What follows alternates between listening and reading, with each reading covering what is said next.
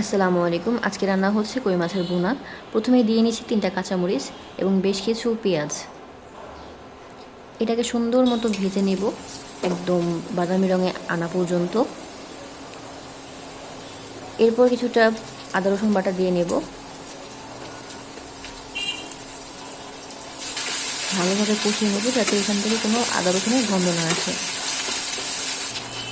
এই পর্যায়ে দিয়ে নিচ্ছি ৩ চামচের মতো লবণ। এটা আমি আমার স্বাদ মতো দিয়েছি, আপনারা আপনাদের স্বাদ মতো দিতে পারেন।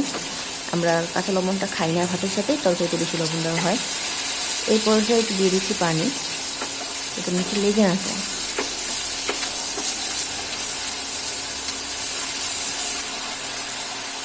এবার দিয়েছি ৩ চামচের মতো মরিচের গুঁড়া,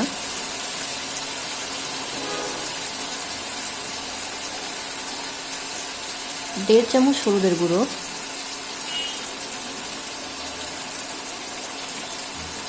এবং ১ চা চামচ জিরার গুঁড়ো। এবার এটাকে ভালোভাবে কষিয়ে নেব।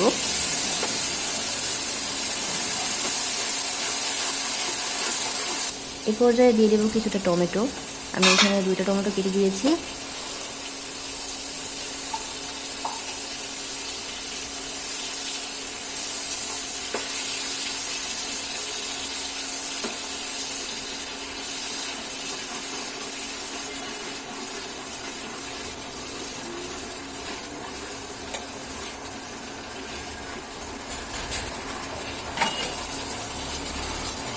এবার দিয়ে দেবো মাছ।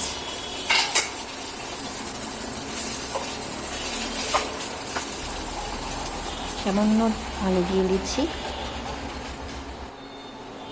আমি ২ কাপের মতো পানি দিয়েছি, যেহেতু আমি ভুনা করব তাই পানিটা একটু কমই দিয়েছি।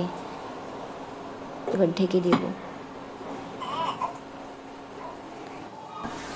৭ থেকে ৮ মিনিট পর খুলে নিচ্ছি।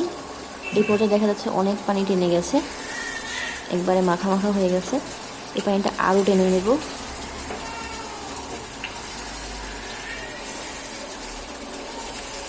মাখা মাখার টেক্সচারে যখন চলে আসবে তখন আমরা এটাকে নামিয়ে ফেলব।